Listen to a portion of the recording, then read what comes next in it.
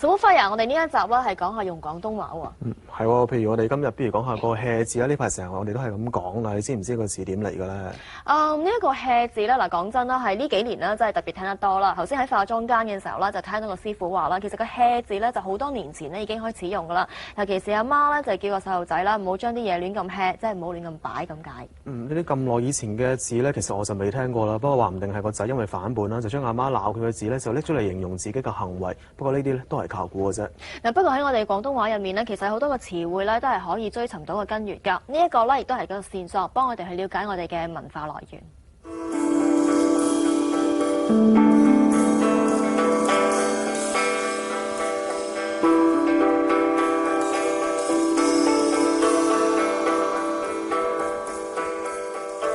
薄扶林咧，呢個名咧，其實同香港嘅來源有啲關係嘅。好多人都唔知林，如果喺壯語裏邊講咧，就係解水；薄咧就係口。咁諗到薄扶林加埋係咩意思咧？薄扶林加埋嘅意思咧就係水嘅出口啦，就係瀑布啦。好明顯啦，咁呢個薄扶林咧，肯定係藏人喺度住過。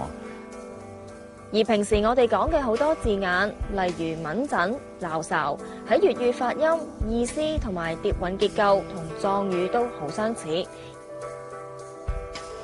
而我哋話人靚個靚字，連寫法同古壯語都係一樣。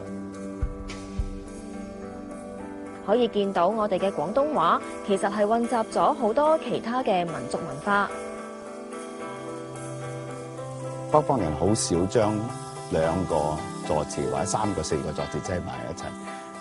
係你好瞓嘅咯噃咁啊！你好瞓嘅咯噃，其實有三個意思嘅。啊，你好瞓嘅咁呢個係事實嚟嘅。咯咁呢個咧係一個提醒嚟咯。個波咯係一個階段啊，波就係一個提醒嚟嘅。咁好瞓嘅咯噃咁，所以佢表達嘅嘢咧係比較仔細嘅。好多好深入、好細緻嘅感情啊嘅表達咧，北方話係表達唔到嘅。我唔可以話點解我咁中意廣州話，好難解釋嘅。嗱，仲有啲鐵案喺度啦。裴達理喺60年代嚟過香港研究新界圍村嘅風俗，佢對廣東話情有獨鍾，仲曾經研究過廣東話嘅歇後語。第一次聽到咧係有人講番鬼佬月餅啊嘛，咁啊番鬼佬月餅係悶極嘅意思，咁呢啲歇後語咧係我第一次聽到噶啦，人哋一解釋俾我知，我覺得好奇怪㗎，好好笑㗎啦，好得意。蒙查查啦，蒙查查就係傻嘅咁嘅意思嘅。咁嗰陣時啲人一聽就覺得好奇怪，好多人用㗎啦，乜嘢都係蒙查查啦。收尾蒙查查好麻煩講啦，所以好多人講 MCC 啦 ，MCC 就蒙查查啦。只開一間導遊社，因為我最熟呢一行啊！粵語長片60年代咁樣，同我哋而家短短40-50年，都喺語音啊、詞彙啊、句法嗰度都好多分別㗎啦。佢哋好中意用呢個第二聲嘅，就譬如話我哋而家講啊，我哋一齊去啦咁樣，佢哋就會講我哋一齊去啦咁樣。咁我哋而家講一齊，當時就一齊。齊就係第二聲，齊齊齊第二聲嘅音調。啊，我哋話阿三叔做正行生意咁樣。喺當時咧，佢哋有個講法咧，阿三叔做正行生意，行亦都係第二聲噶啦，康行行係第二聲。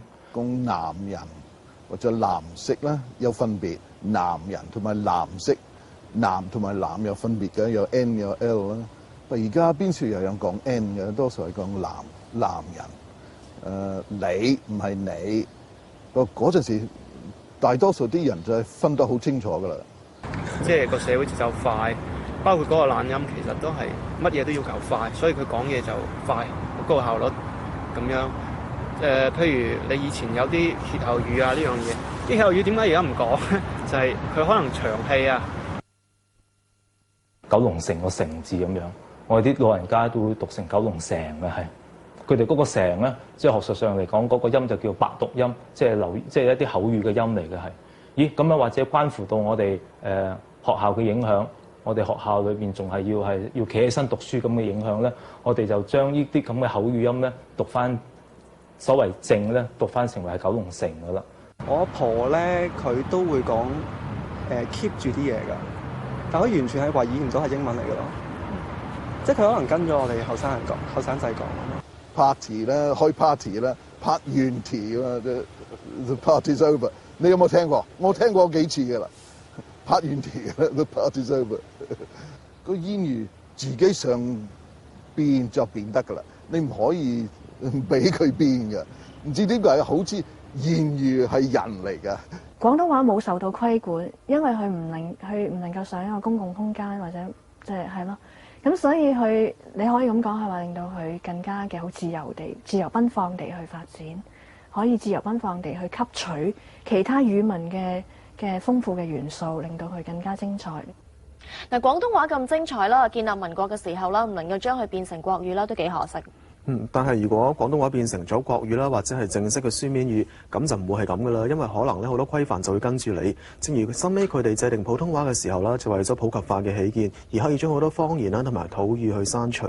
咁其實咧咁都係幾矛盾㗎，因為咧成為正統之後咧就冇咗精彩。不過我亦都知道啦，喺40、50年代啦，有一班嘅作者就打破呢一個嘅矛盾，咁將文言文啦、廣東話啦同埋書面語混合啦，成為一種三及第嘅新文體，流行咗啦幾十年㗎。而呢一個嘅源頭咧，亦都係嚟自啦，就係粵謳唱詞。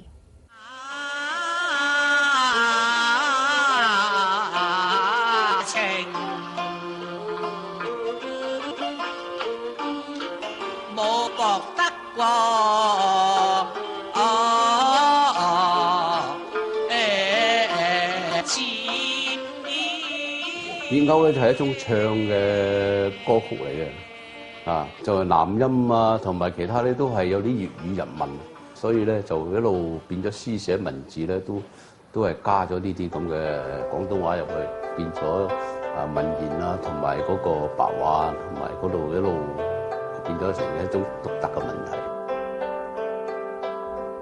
三及第文章嘅題材廣泛，有奇情、功夫、社會小說以及反諷時弊嘅怪論。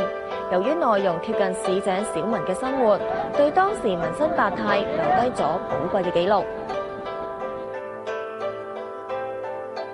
君昔日啊，甚鬥麗啊，今則鴉老率矣咁啊！呢句説話咧就好過癮嘅，就話嗰時咧你就好鬥麗，鬥麗係廣東話嚟嘅即係而家鴉老率矣嗰啲鴉老率咧，嗰時嗰啲恤衫咧就名牌嚟嘅即係用個名牌恤咧，而家你又威水啦，所以咧佢用字咧就好過癮。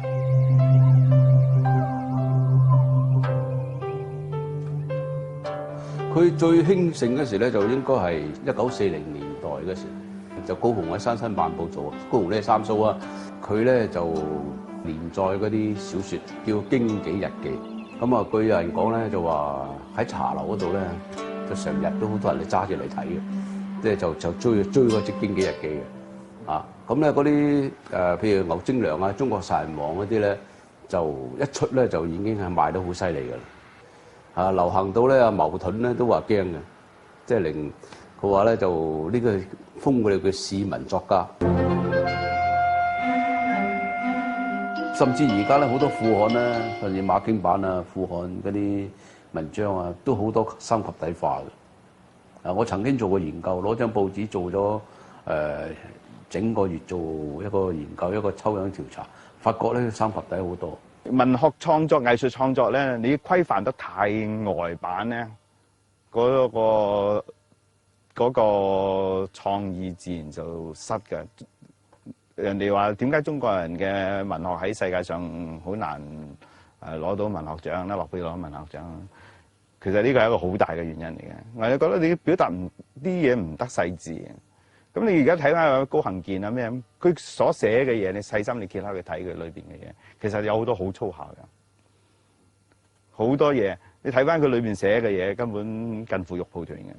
咁佢寫嘅嘢咧，佢要表達呢啲咁嘅感情嘅時候咧，表達呢啲咁嘅生活嘅時候咧，嗰啲土話你自然就要出嚟。